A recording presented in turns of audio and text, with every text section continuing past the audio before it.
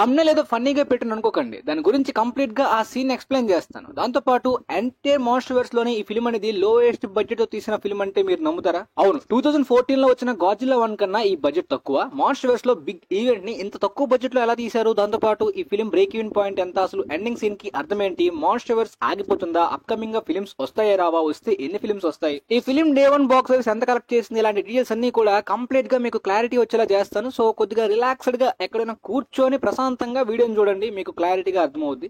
So ముందుగా film యొక్క budget విషయానికి వస్తే మొదట్లోని డీటెయిల్స్ అనేవి యాక్యురేట్ గా రాలేదు, అందువల్ల నేను వీడియో చేయలేదు. ప్రతిసారి కూడా చేస్తుంటాను కదా బడ్జెట్ బ్రేక్ ఈవెన్ అనేది అంతా కూడా, దాని గురించి కంప్లీట్ డీటెయిల్స్ రాకపోవడం వల్ల నేను చేయలేదు. బట్ ఇప్పుడు కూడా ఇన్యాక్యురేట్ అనుకున్నాను, ఎందుకంటే ఈ ఫిల్మ్ బడ్జెట్ కేవలం 135 మిలియన్స్ అనమాట. అంటే 2014 లో వచ్చిన గాడ్జిల్లా 1 ఫిల్మే 165 మిలియన్స్. బట్ ఇందులోని చాలా మాన్స్టర్స్ ని చూపించారు, చాలా యాక్షన్ సీక్వెన్సెస్ పెట్టారు, పైగా ప్రెసెంట్ టైం కి కాస్ట్లు కూడా పెరుగుతాయి కదా. గాడ్జిల్లా వర్సెస్ కాంగ్ లోని 2 మాన్స్టర్స్ ని చూపించారు, ఇందులో ఆల్మోస్ట్ 4 మాన్స్టర్స్ చూపించారు, దాంతో పాటు చాలా ఏప్ సీన్స్ ఉన్నాయి. బట్ ఇదంతా ఎలా మేనేజ్ చేశారంటే గాడ్జిల్లా -1 కి సంబంధించిన విజువల్ సూపర్వైజర్ ని హైర్ చేసుకున్నారనమాట. ఆ గాడ్జిల్లా -1 అయితే మాత్రం ఒక పెద్ద గాడ్జిల్లా ఫిల్మ్ అయినప్పటికీ కేవలం 15 మిలియన్స్ లో తీసేశారు వాళ్ళు, జపాన్ వాళ్ళు. సో అలాంటి బడ్జెట్ ని తగ్గించేలాంటి విఎఫ్ఎక్స్ టెక్నిక్స్ ని ఇందులో కూడా వాడుంటారు. ఇంకొక తెలివైన పని ఏంటంటే ఈ ఫిల్మ్ లోని పెద్దగా క్యాస్ట్ మెంబర్స్ ని పెట్టకపోవడం, అంటే మిల్లీ బాబీ బ్రో ని పెట్టకపోవడం. దాంతోపాటు ప్రీవియస్ గా మీరు గాడ్జిల్లా 1 చూసినా, కాంగ్ చూసినా ఎవరో ఒకరు మెయిన్ క్యారెక్టర్ అంటే ఒక పెద్ద కాస్టింగ్ అనేది హాలీవుడ్ లో నోటబుల్ యాక్టర్స్ ని పెడతారు. బట్ ఇందులో అలాంటి యాక్టర్స్ ఎవరు లేరు, చాలా చాలా తక్కువ చిన్న యాక్టర్స్ వాళ్ళు. పైగా వాళ్ళు తీసుకున్న శాలరీ నాకు తెలిసి 5 మిలియన్స్ లోపే మొత్తం క్యాస్ట్ అందరికి శాలరీస్ అదేసి ఉంటారు. రీసెంట్ గా డ్యూన్ 2 పార్ట్స్ కూడా అద్భుతమైన విజువల్స్ ఇచ్చి తక్కువ బడ్జెట్ లోనే అరేంజ్ చేశారు మొత్తం వార్నర్ బ్రోస్ వాళ్ళు. చాలా తెలివైన పనులే చేస్తున్నారు రీసెంట్ టైమ్స్ లో. ఓకే, మీకు బడ్జెట్ మీద ఇప్పుడు క్లారిటీ వచ్చింది కాబట్టి బ్రేక్ ఈవెన్ టార్గెట్ చూద్దాం. అంటే ఫిల్మ్ హిట్ అవ్వాలంటే వరల్డ్ వైడ్ గా బాక్స్ ఆఫీస్ దగ్గర ఎంత కలెక్ట్ చేయాలి? ప్రీవియస్ గాడ్జిల్లా వర్సెస్ కాంగ్ అయితే మాత్రం ఎంటైర్ మాన్స్టర్స్ లోనే హైయెస్ట్ బడ్జెట్ పెట్టిన films king of the monsters and Godzilla versus Kong 200 millions budget పెట్టారు. బట్ అది కోవిడ్ టైంలో, లాక్డౌన్ టైంలో వచ్చింది కాబట్టి దాని టార్గెట్ చాలా తక్కువ. అయితే ఇప్పుడు ఈ ఫిల్మ్ బడ్జెట్ కూడా తక్కువ కదా. ప్రెసెంట్ ఈ ఫిల్మ్ వరల్డ్ వైడ్ గా 320 మిలియన్స్ దాటితే బ్రేక్ ఈవెన్ టార్గెట్ దాటేసి సేఫ్ జోన్ లోకి వెళ్ళిపోతుంది. కానీ మరి ప్రాఫిట్ జోన్ లోకి వెళ్ళాలంటే, అంటే ఇది break even target safe zone అయిపోతుంది, పెట్టినంతా కూడా రికవర్ అయిపోతుంది. కానీ లాభాల్లోకి వెళ్ళాలంటే వరల్డ్ వైడ్ గా ఈ ఫిల్మ్ 350 మిలియన్స్ కలెక్ట్ చేయాలన్నమాట. 350 మిలియన్స్ దాటితే అక్కడ నుండి ప్రాఫిట్ జోన్ అనమాట ఈ ఫిల్మ్ కి. చాలా చాలా సింపుల్ బ్రేక్ ఈవెన్ టార్గెట్ అని చెప్పుకోవచ్చు. ప్రెసెంట్ ఉన్న మాన్స్టర్స్ లో 5 ఫిల్మ్స్ వచ్చేసాయి. సో ఈ టార్గెట్ చాలా సింపుల్, ప్రెసెంట్ ఉన్న హైప్ కి 1 వీక్ లోనే అయిపోతుంది. ఆఫ్ కోర్స్ ఫారెన్ లో అయితే మాత్రం ఫిల్మ్ కి మిక్స్డ్ రివ్యూస్ ఉన్నాయి క్రిటిక్స్ నుండి, బట్ ఆడియన్స్ మౌత్ టాక్ చాలా బాగుంది.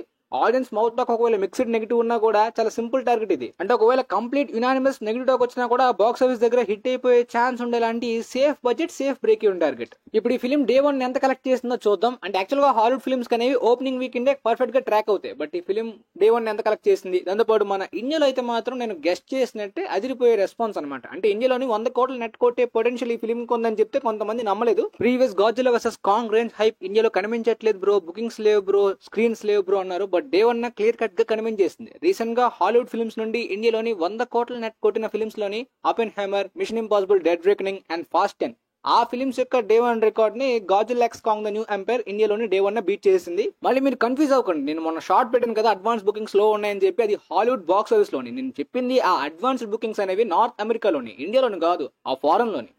పోతే ఇండియాలోని డే 1 ఈ film 14 crore net and 17.2 crore gross ని కలెక్ట్ చేసి ప్రీవియస్ గా MI7, దాంతోపాటు ఫాస్ట్ 10 అండ్ అపెన్హైమర్ డే 1 రికార్డ్స్ ని బీట్ చేసింది. పైగా ఇండియాలో అయితే మాత్రం బాలీవుడ్ లోని క్రూ అనే ఫిల్మ్ రిలీజ్ అయింది. కరీనా కపూర్, టబు, కృతిసన్ ఉన్నారు. అండ్ మలయాళంలోని ద గోట్ లైఫ్, ఆడు జీవితం రిలీజ్ అయింది పృథ్వీరాజ్ సుకుమారన్ గారిది. అండ్ తెలుగులోని టిల్లు 2 రిలీజ్ అయింది. సో ఇలా అన్ని ఫిల్మ్స్ తో కంపేర్ చేసుకునే కాంపిటీషన్ లో ఉంటున్నప్పటికీ కూడా బాగానే కలెక్ట్ చేసింది. బట్ అప్కమింగ్ గా ఈ టైంలోని పెద్ద ఫిల్మ్స్ వస్తే కొద్దిగా కాంపిటీషన్ ఏ విధంగా ఉంటుందో చూడాలి. బట్ 100 కోట్ల నెట్ కొట్టే లాంటి రెస్పాన్స్ అయితే ఇండియాలో కనిపిస్తుంది మాస్ ఆడియన్స్ నుండి, రివ్యూస్ నుండి. సో ఇప్పుడు వరల్డ్ వైడ్ గా అనుకున్న దానికన్నా గట్టిగా పర్ఫామ్ చేసింది. థర్స్డే నైట్ ప్రీవియస్ అయితే మాత్రం 10 మిలియన్స్, అంటే మాన్స్టర్స్ లోనే హైయెస్ట్ రికార్డ్ నార్త్ అమెరికాలోని. ఫ్రైడే అయితే మాత్రం ప్రొజెక్షన్స్ ప్రకారం 31 మిలియన్స్ అంట. అసలు అన్ఎక్స్పెక్టెడ్, ఎందుకంటే వీకెండే కేవలం 50 మిలియన్స్ రావచ్చు అనుకున్నారు. బట్ ఇప్పుడు 67 మిలియన్స్ వరకు వెళ్లే అవకాశం కనిపిస్తుందంట.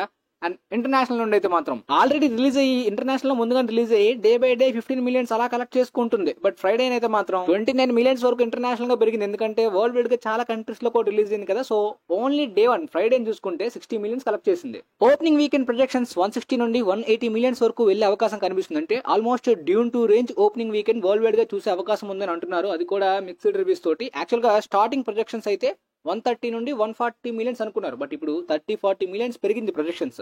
ఎనివే మండే హాలీవుడ్ బాక్సెస్ లోని కంప్లీట్ గా వాటి గురించి తెలుసుకుందాం. ఎంతవరకు ఫిల్మ్ ఓపెనింగ్ వీకెండ్ లో కలెక్ట్ చేసిందో, రిమైనింగ్ హాలీవుడ్ ఫిల్మ్స్ ఎంత కలెక్ట్ చేసాయనే దాని గురించి మన హాలీవుడ్ బాక్సెస్ ఎపిసోడ్ లో ప్రతి వీక్ తెలుసుకున్నట్టు తెలుసుకుందాం. ఇప్పుడు బాక్సెస్ గురించి అయిపోయింది కాబట్టి ఎండింగ్ గురించి చూద్దాం. ఎండింగ్ సీన్ ప్రకారం అయితే స్కార్కింగ్ పని అయిపోయింది. షిమో అయితే మాత్రం చాలా మంచిదయ్యా అన్నట్టు చూపించారు. ముందు ప్రొడక్షన్స్ ఉండేవి షిమో మంచిదయ్యేమో, స్కార్కింగ్ చెడ్డవాడిలాగా దాన్ని కంట్రోల్ చేస్తున్నాడేమో అని చెప్పాలంటే ఎక్కువ బిల్డప్ ఇచ్చి దాన్ని తుష్ చేశారు ఫిలింలోని. అంటే అది స్వయంగా ఈ క్యారెక్టర్ ని క్రియేట్ చేసిన అతనే చెప్పాడు అనమాట. Shimo father of all titans, mother of all titans అని. మరి ఫిల్మ్ లో ఎందుకు అలా చూపించలేదు, ఫ్యూచర్ లో ఏం ప్లాన్ చేశారు? ఈ షిమో ఆరిజిన్ కంప్లీట్ గా తెలియాలంటే మాన్స్టర్స్ ప్లేలిస్ట్ మన ఛానల్లో ఉంది, వెంటనే వెళ్ళి చూసేయండి. దాని మీద సెపరేట్ వీడియో మీకు క్లారిటీ వస్తుంది. అసలు స్కార్కింగ్ ఈ ఏప్స్ కి కింగ్ ఎలా అయ్యాడని దాని గురించి కూడా చెప్పాను. స్కార్కింగ్ మోటివ్ ఏంటి, ఏం చేయాలనుకుంటున్నాడు అనే దాని గురించి మీకు క్లారిటీ వస్తుంది. పోతే ఇక స్కార్కింగ్ పని అయిపోయింది. షిమో అయితే మంచిదయ్యే, అంటే అమ్మాయి, అంటే ముందు అబ్బాయి అన్నారు, ఆ తర్వాత అమ్మాయిగా ఫిల్మ్స్ లో మార్చారు. పోతే స్కార్కింగ్ కంట్రోల్ నుండి బయటకు వచ్చిన తర్వాత తను రిలీజ్ అయ్యి స్కార్కింగ్ ని కూడా అంతం చేస్తుంది. సో ఫిల్మ్ ఎండింగ్ కి బట్ సైజ్ లో గానీ పవర్స్ లో గానీ గాజిల్లా కన్నా పవర్ఫుల్ అనమాట. బట్ అంత పవర్ఫుల్ గా భయంకరంగా కాదు. ఎప్పుడైతే తను మొత్తం బయటకు వచ్చేస్తుందో మంచిగా సాఫ్ట్ గా నార్మల్ గానే చూపించేశారు. అది అమ్మాయి క్యారెక్టర్ వలన మనకు తెలియదు కానీ ఓల్డ్ జాపనీస్ ఫిల్మ్స్ లోని ఈ రెండు క్యారెక్టర్స్ కూడా లేవు గైస్. ఇది ఓన్లీ ఈ ఫిల్మ్ గురించి మాత్రమే క్రియేట్ చేశారు.